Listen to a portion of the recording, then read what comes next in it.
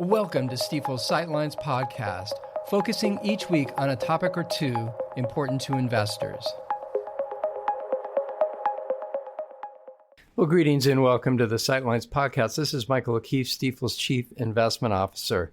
Boy, we've had a really volatile environment recently. Worries about geopolitics, obviously the Russia-Ukraine situation, the meeting between President Trump and President Zelensky, as well as tariffs, threats on Canada and Mexico, on again, off again.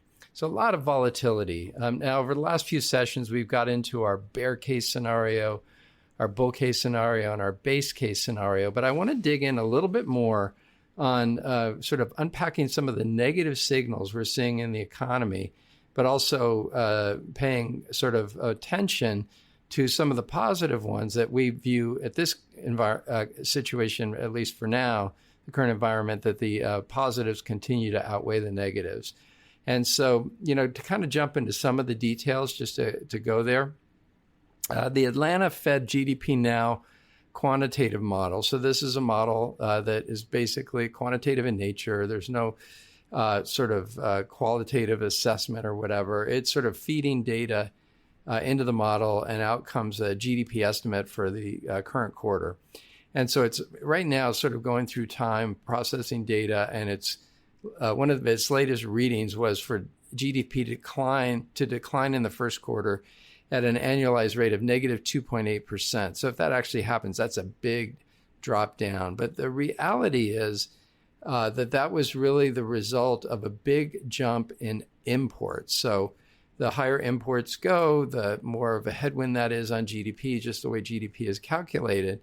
And so it just does sort of warrant a look, right? And so before we get to that idea of a jump in imports, I do want to point out that when we look at other forms of data, so certainly a reliable one is the Bloomberg consensus estimate. Think of it as Bloomberg kind of monitoring what economists are saying. That right now is sitting at an expected growth rate of 2.2%. Now, the spook and worries about tariffs may weigh into economists' work, and maybe that number comes down a little bit. And just overall, maybe we see it, go down a bit. But this is kind of a one-time event, right? This idea of a jump in imports, and so we in some ways we want to look past it to think about the balance of the year. And so anyway, most economists are saying for first quarter and for the full year that we're going to continue to see positive growth. And yet, if people are like us, with some possibility of things slowing down a little bit. Now, to get into the imports a little bit, the trade deficit widened by $31.2 billion. That's about a widening of about 25.6%. That was in January.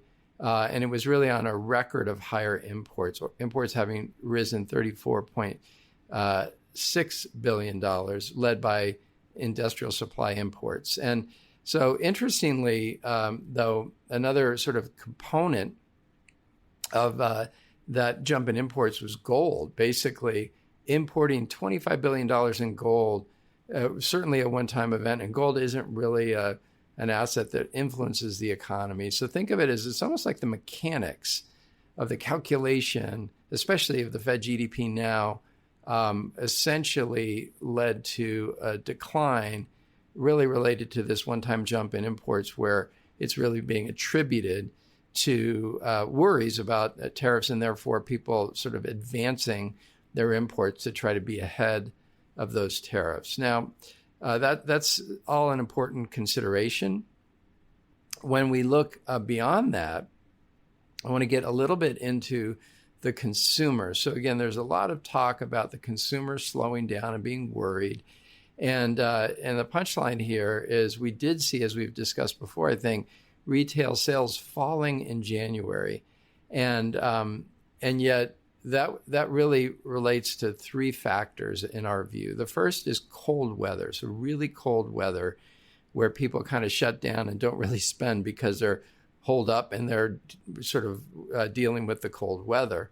The second factor might have been the LA fires. So again, a tragic event displacing a lot of people, and also the aftermath, the smoke, basically the second most populous city in the country being influenced by this very horrific event, and really consumers in that during that period essentially shutting down a bit. And then finally, the concept of normalization. So the second half of 2024 for consumer spending and retail sales was pretty strong. And we had a positive holiday season, all that kind of thing. And so I think normalization is simply coming back down to still positive, but not quite as good level of activity. And so, that I think tells us that the consumer may slow down a little bit, and people are mindful of what's going on in Washington and worried about some of the shifts in policy. They're worried about tariffs. But at the end of the day, we're going to imagine at this point, we believe that consumer will remain reasonably engaged. And as it relates to some of the other sort of positive signals that we're seeing, and some of it influencing the consumer, one is really a healthy job market. So unemployment down to 4%, stabilized initial jobless claims. So there's just sort of evidence that the labor market is remaining pretty stable. We see small business optimism. 3 consecutive months of small business optimism above the 51-year average. Related to that, there's a measure, the Conference Board checks CEO confidence levels, and that rose recently to 60. So I think above 50 is expansionary, and that 60 is the highest level in 3 years.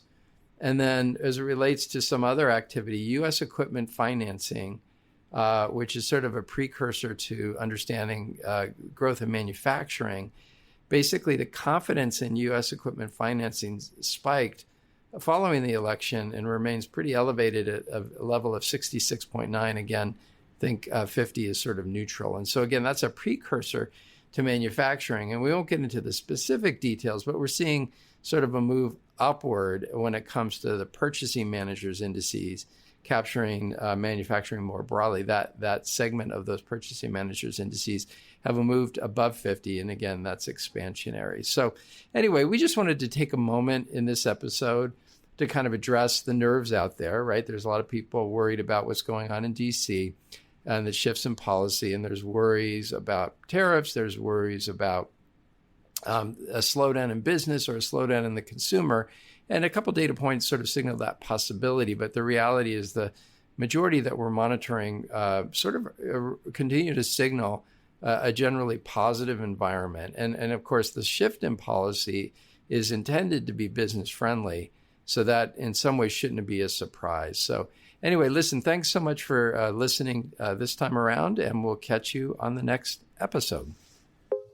Thanks again for listening to Stifel's Sightlines. Be sure to subscribe wherever you're listening to automatically receive each week's podcast in your feed.